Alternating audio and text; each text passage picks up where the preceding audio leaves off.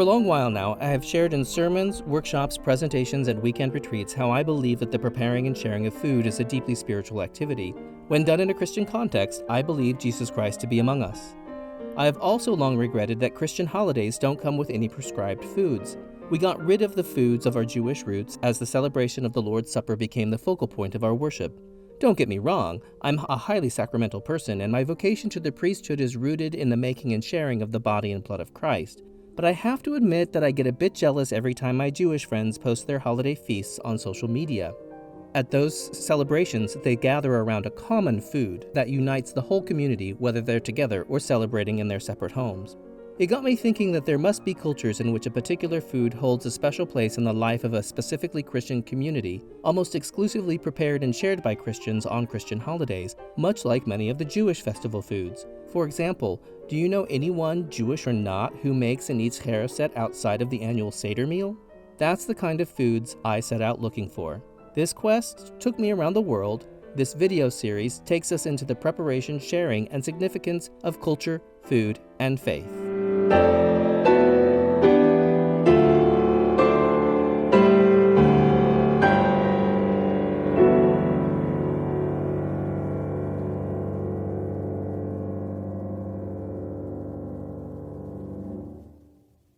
The Philippines is a country of great diversity, largely due to its many outside influences over the centuries. This chain of over 7,600 islands stretches about 1,150 miles north to south and 700 miles east to west. Prior to European colonization, Negritos and Austronesian peoples inhabited the islands with various religions such as animism, Hinduism, and Islam. Spain claimed the islands, and in 1543, Spanish explorer Ruy López de Villalobos gave them the name Las Islas Filipinas in honor of Philip II of Spain, and shortly afterward came 300 years of Spanish rule. Christianity, in particular Roman Catholicism, became the dominant religion. The city of Manila was a key hub in the trade across the Pacific Ocean. In the late 1800s, the Philippine Revolution began and soon became entwined in the Spanish-American War. Spain ceded the islands to the United States, and Filipino revolutionaries declared the First Philippine Republic. The Philippine-American War took over, but the United States continued to occupy the territory. During World War II, the Japanese invaded the islands. After liberation with help from the United States, the Philippines became independent in 1946. All this rich and diverse history has led to a rich and diverse culinary culture. About 88% of the Filipinos are Christians, the vast majority of those being Roman Catholic. Many of the Christian denominations share two treats at Christmas time, bumbong and Bibingka. The Methodist Church in Pulong Masle knows all too well about the Filipino traditions of Christmas. I'm Elizabeth Jill Siluat, and I'm the deaconess here in Pulong Masle United Methodist Church. And I'm Ivy Espiritu, the lay leader of this church. When Christmas comes, you can see the difference in the mood of every people, in every heart of the people. You can see even though they are facing lots of problems, they are happy. You can see many decorations, Christmas trees, even in the streets. That is in the barrio. In the church, you can also feel the difference.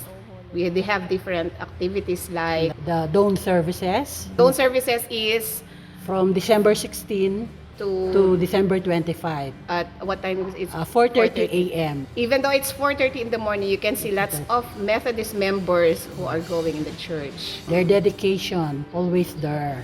After the dawn services, we have breakfast together. Yeah, And coffee, pandesal, the bread, the bread, and egg. egg. The in-charge families or group of families, they bring breakfast, and then when members go outside the church, they have their coffees, and we also have caroling. Yes, Christmas caroling, house to house, before the dawn service, the day before the dawn service. In charge of the caroling or the organizations, we have United Methodist Men, United Methodist Women, the young adult, and the youth, including the children. Every day they are assigned to go house to house. Each organization will continue whatever is left. They sing Christmas in the houses. Then of course after that, the one we had sung will give us any amount they can give. Voluntarily. Yeah, voluntarily. And this will be used for the project of the church. Misa de Gallo is a Catholic term.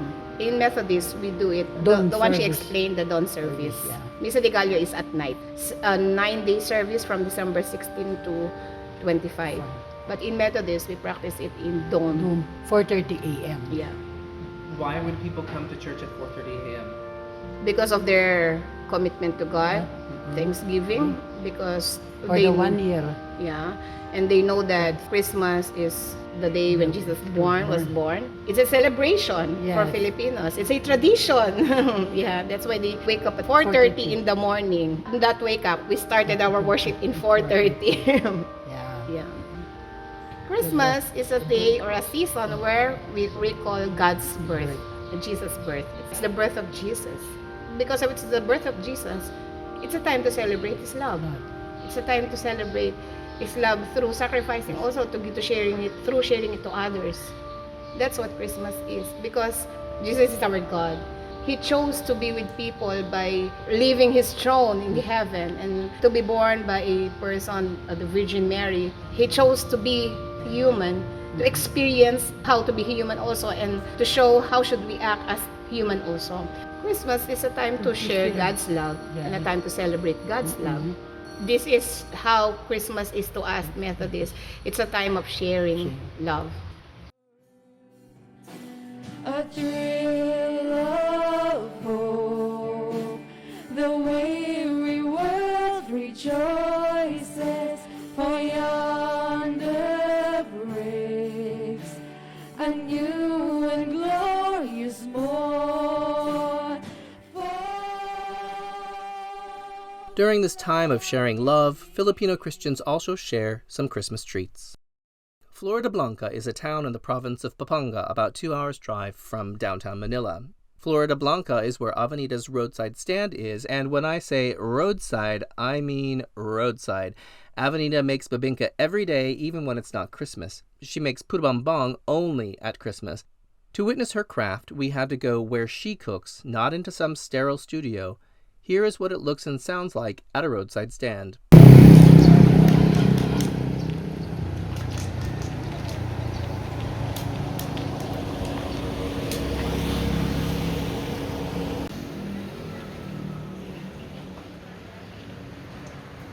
As we watch Avenida make bibingka and puto bumbong, someone else will be describing each of the steps. The traffic noise will be in the background to offer you the authentic experience of Avenida's roadside stand. Bibingka, we are going to use rice. 1 kilo rice combined with steamed rice.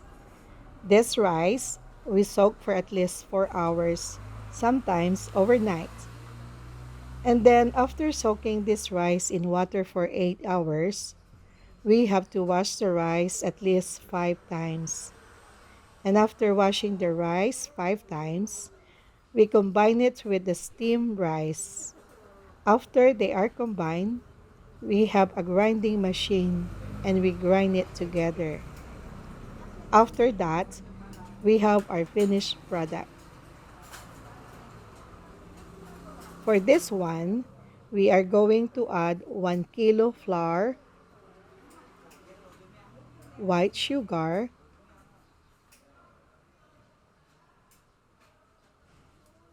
baking powder,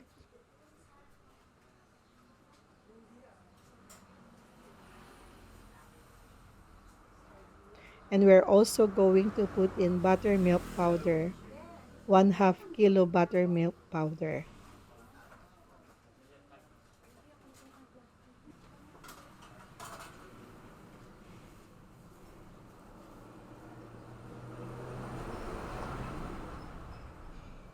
We put this in a big container to mix it.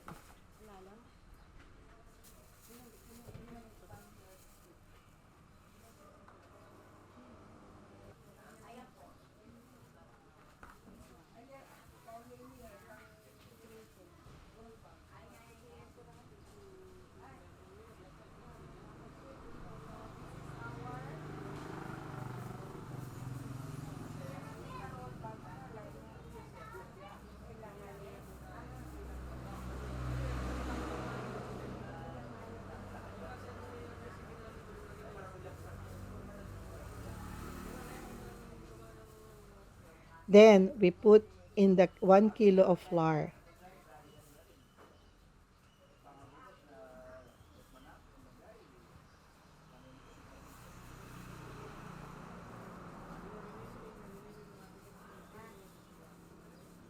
then 1 kilo sugar, white sugar,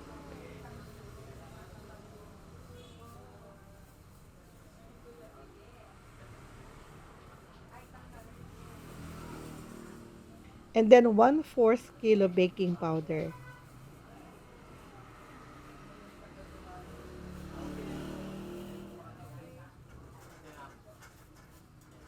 and then 1/2 kilo buttermilk powder.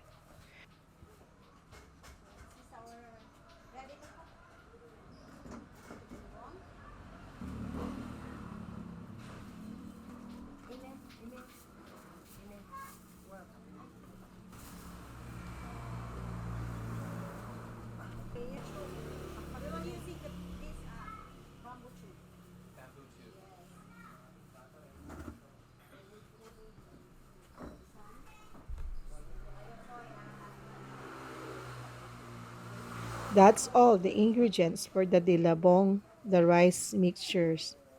And then the flour, the sugar, the milk, and the baking powder. And now we will add some water, at least 1 liter of water.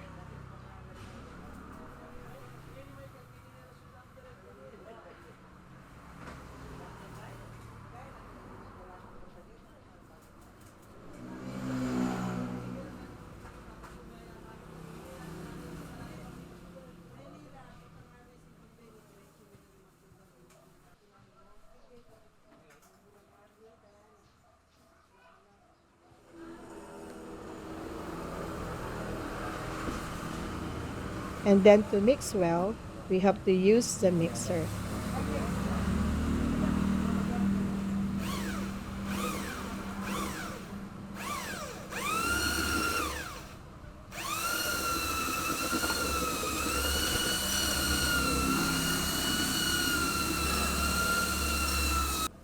You can see that it becomes smoother.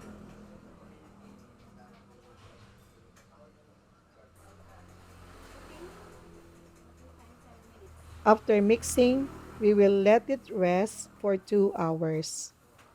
We let it rest for 2 hours so the baking powder will become more effective.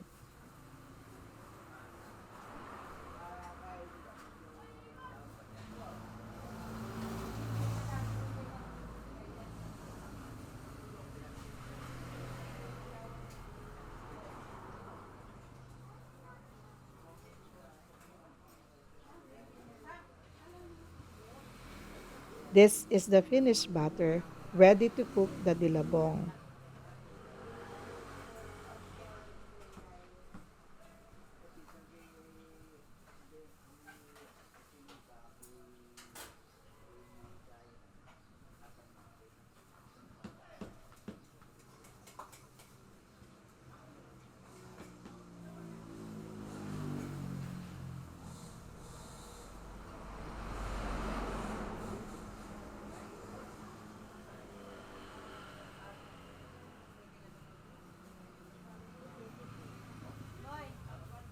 Now we will need other ingredients. We're going to use white eggs, salted eggs for flavoring,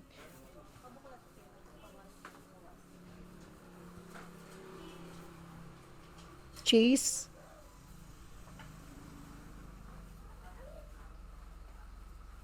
we cut it into cubes, sugar again.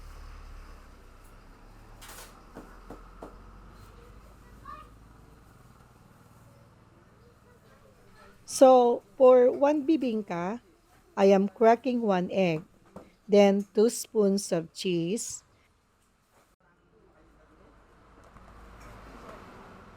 then 1 tablespoon of sugar.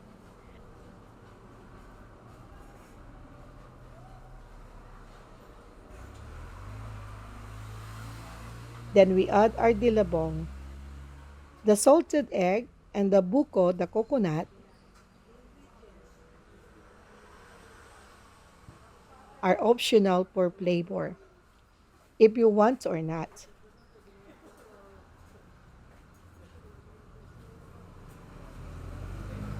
That gets stirred together. Mix it well.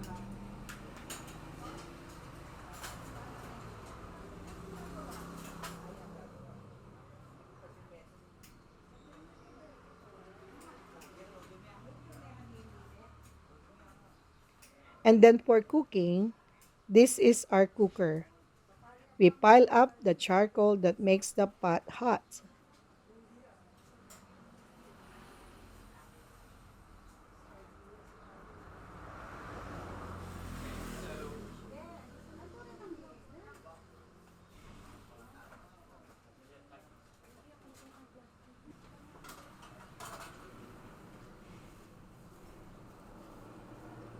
Add a banana leaf to the hot pot. Add the mixture.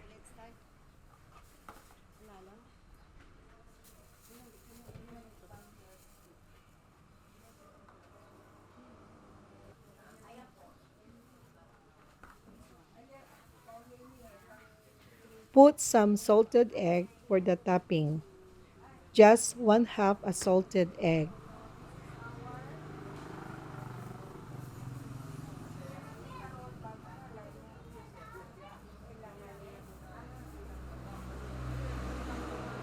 Then we put the charcoal back on top to cook the bibingka.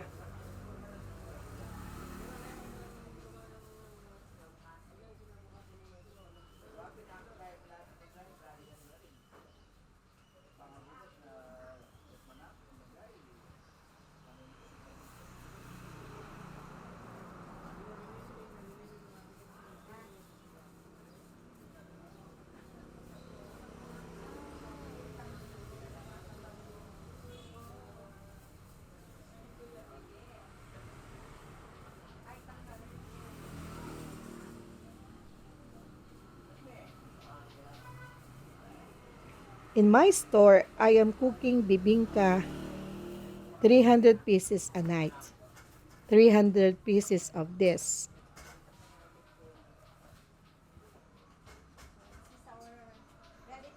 Banana leaves to go around.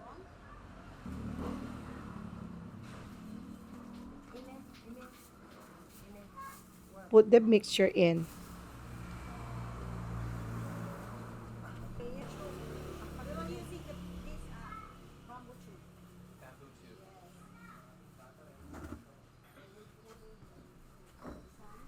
Add the salted egg.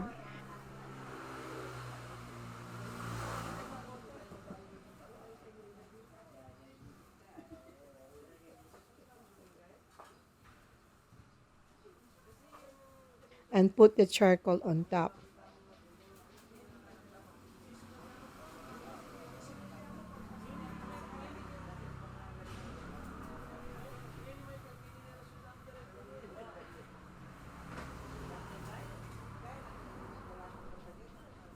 So every minute, we're checking the bibingka.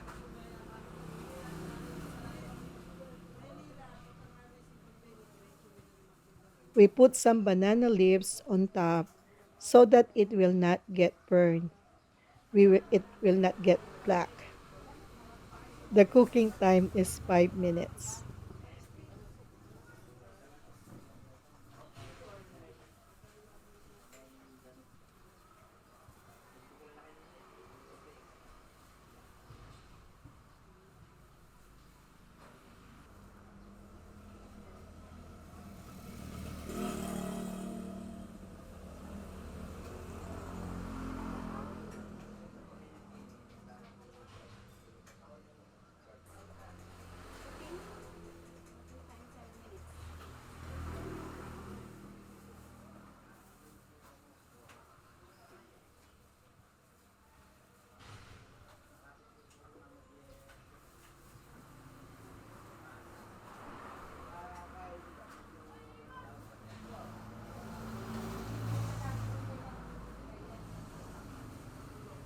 We do the egg, the sugar, the cheese, the buko, shredded buko,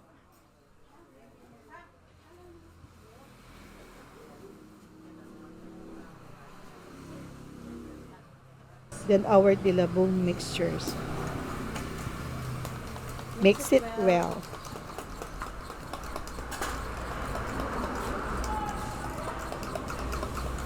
Get the salted egg ready. Salted egg is an egg that is fermented in salt for 2 weeks.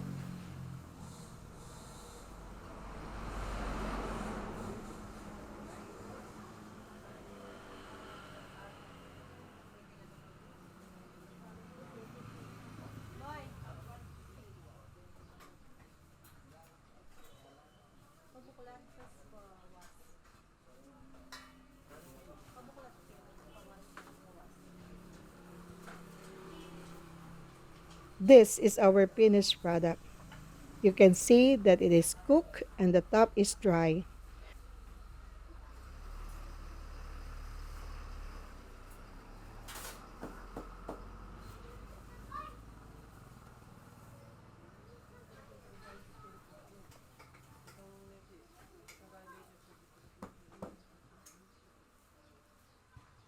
For our toppings, we brush with butter and then grated coconut.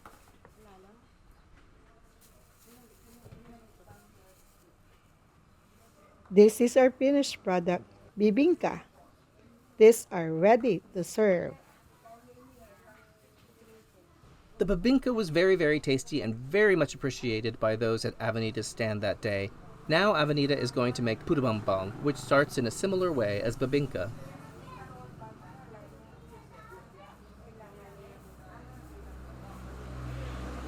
This is glutinous rice and this is regular rice. Before I can do anything else, I need to make the fermented rice. So last night, I took a kilogram glutinous rice and then the ordinary rice, and I combined the two. Then I soak it for at least 8 hours. After soaking, I put it into a grinding machine. This is the finished product. In making the puto bumbong, we add the fermented rice, the glutinous rice that has been soaked.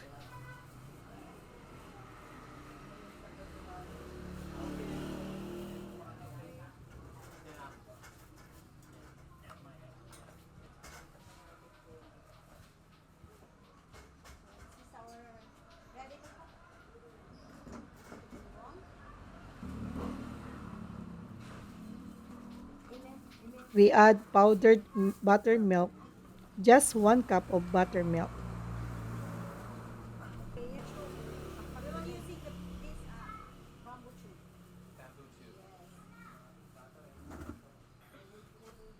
And then ube flavoring, 1 tablespoon.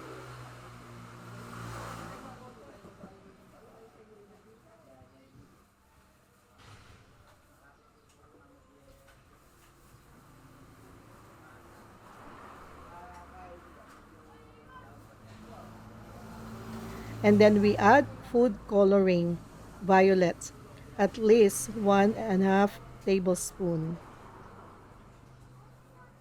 And then we will put in some glutinous flour to make it more dry.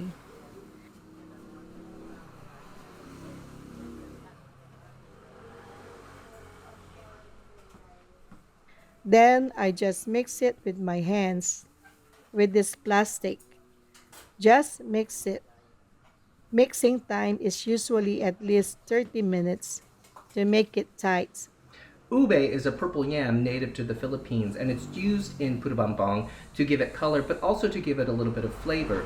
There are delicacies across the Philippines that are flavored and colored with ube. Here in California, we have a purple sweet potato. Sweet potatoes are not the same as yams, but I want to demonstrate to you the deep color and flavor that comes from this.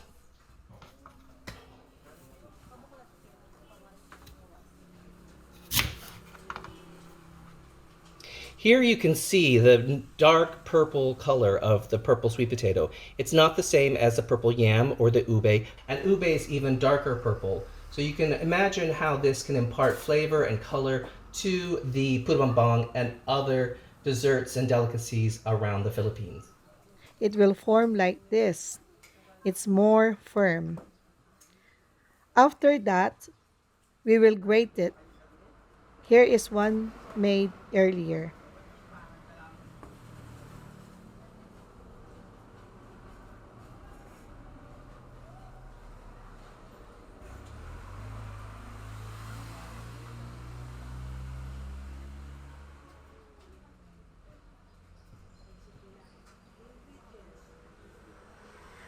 This is now ready to cook. I am using this bamboo tube.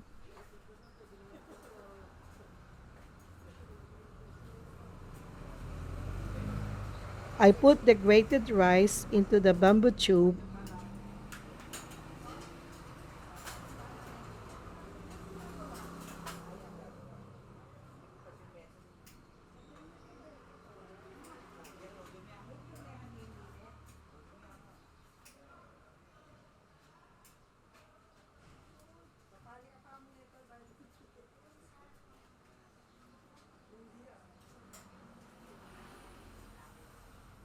and then I put it onto the boiling water onto the steamer. The cooking time is 7 minutes. This is what bamboo looks like when it's growing. I've broken off a piece of this bamboo growing here in California, not in the Philippines. And you can see here that if you look, when you break off bamboo, it's hollow in the center. Each one of these segments is hollow. So when you break off a segment, you can use the inside of it to stuff the puto bumbong paste in there and then put it on the steamer for it to steam. Now the puto bongbong is finished cooking. To serve it, I take a banana leaf, spread it with margarine, and then pour out the cooked rice flavored with ube.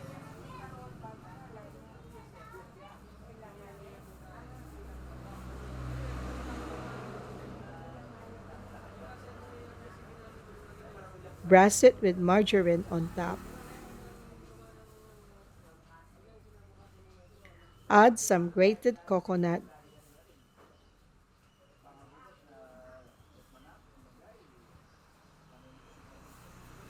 and then brown sugar.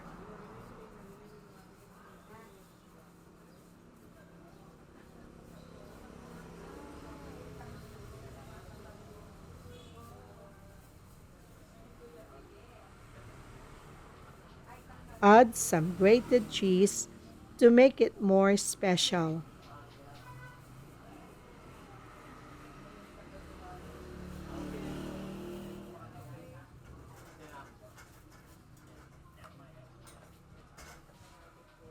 Now we are ready to serve our puto bumbong.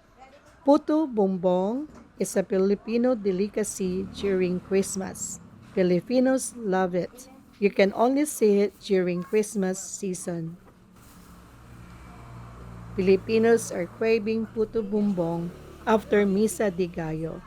After the service, traditionally Filipinos eat puto bumbong. I will be selling the puto bumbong at my stand, my nighttime stand. People will be surprised to see puto bumbong when it's not Christmas, but maybe they will think that it is a bit of Christmas in July.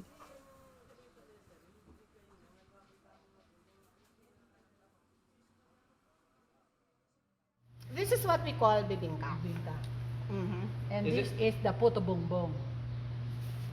We The eat this. color violet Yeah. with the coconut and cheese. This bibingka has salted egg. Yeah. And Butter.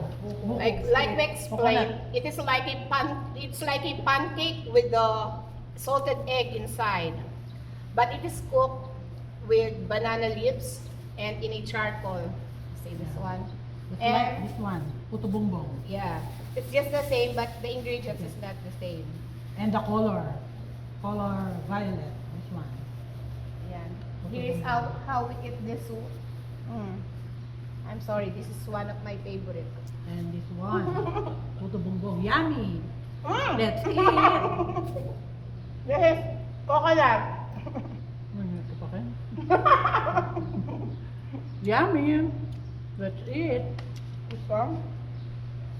Yum. See, it's like a pancake.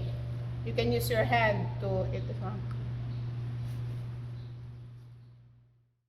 Everyone in the Philippines enjoy puto bumbong, but only Christmas make them. They are not made at home but only in the stores. Misa de Gallo or Simbang Gabi in the Philippines traditionally begins on December 16 and ends on December 24. There is often a 9-day novena procession as a reenactment of the search for lodgings by Joseph and the Virgin Mary for the birth of Jesus to take place. So if you are in the Philippines at Christmas time, seek out some bibingka and some puto. It won't be hard to find. To do it right, eat some right after the dawn service or misa de gallo. Misa de gallo means Mass of the Rooster, and it's called that because it's the Mass at the time the rooster crows, 4:30 a.m. So either get up early or roll in after a night out. Either way, these Christmas delicacies are worth it.